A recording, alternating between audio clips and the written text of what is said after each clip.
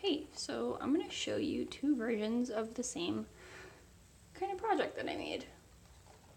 So what this is a beading box. I hope the audio is okay. I'm in the bathroom because we don't have any good lights. So I have been working a lot with seed beads, like making earrings and stuff. And so I needed a way to bring it around, like my projects with like all the different beads. And of course the problem with beads is they're gonna go everywhere.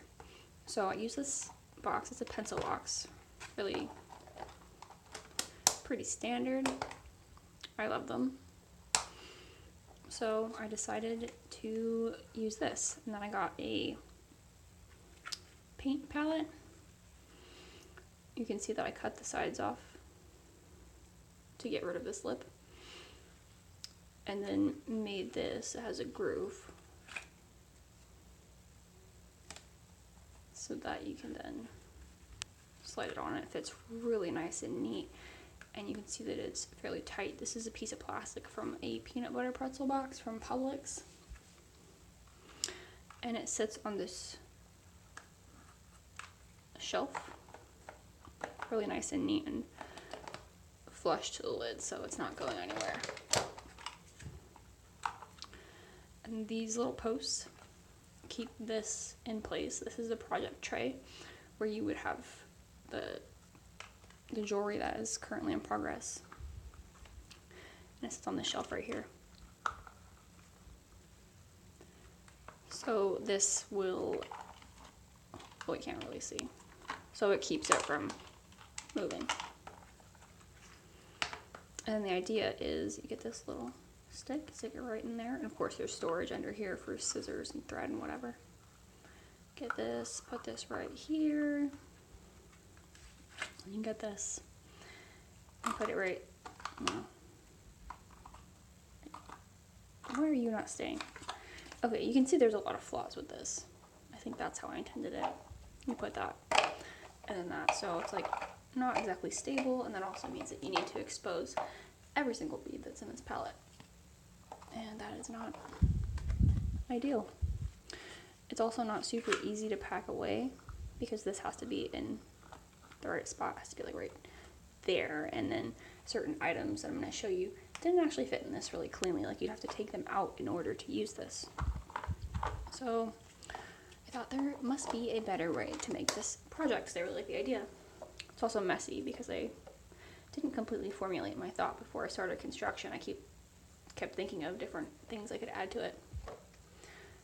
So I made it again. And it looks like this. You can see that I put a lot more effort into this. But actually not too much more. Maybe a few hours. So it's constructed mainly of balsa and basswood. I think primarily basswood. You can see that I used a joint on each of the corners. I don't know what this joint is called. Maybe it's called a box joint. It's not dovetail, but it's like dovetail. I hope this is focusing correctly. And the handle is dowels. I cut 45-degree angles with my mini saw. I cut most of the pieces by hand except for the very large pieces. I just went out and used a chop saw in the garage. And you can see that I actually put a little dowel. Are you focusing? Yeah, you can see I put a dowel. It goes right into there, so this is actually very strong. And for the closure, I looked up different ideas and I found this one. I thought this was really good. So there's a little rod that goes through and actually holds it really tight. And then these dowels go straight into the wood on the inside. I'll show you in a minute. And the hinges were a really big problem because the material wasn't thick enough to use traditional screws unless I ground them. So I made these wooden screws, and I opted for this.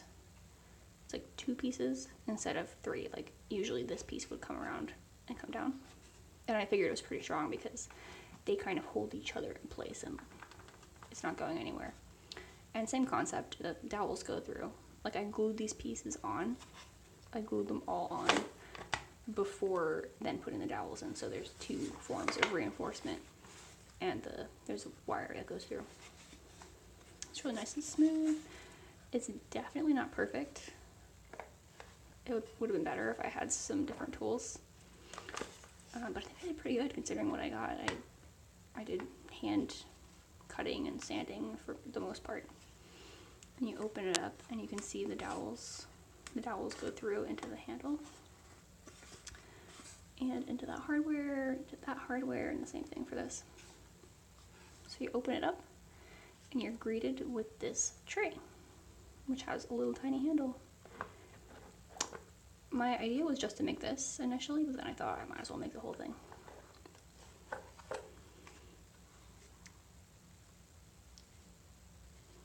So each of these is actually its own compartment.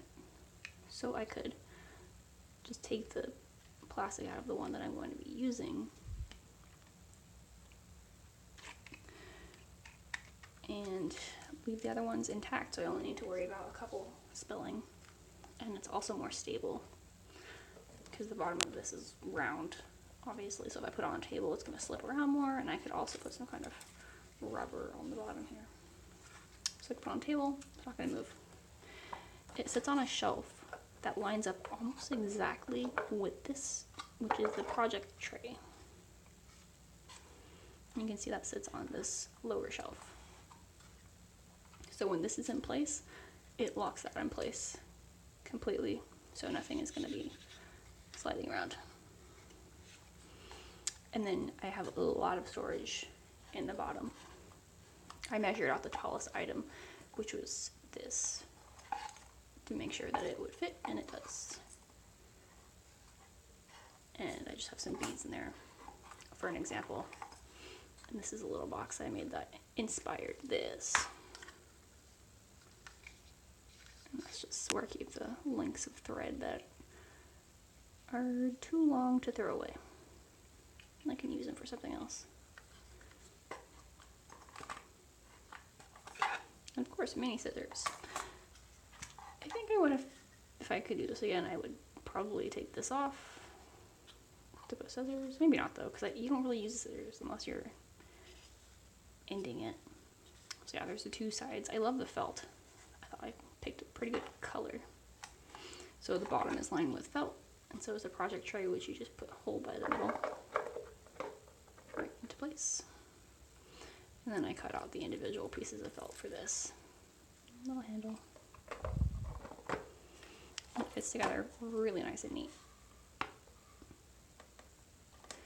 I might put a thread, or like a silk ribbon here, just so it doesn't open too much. I don't want to put much stress on these wooden joints.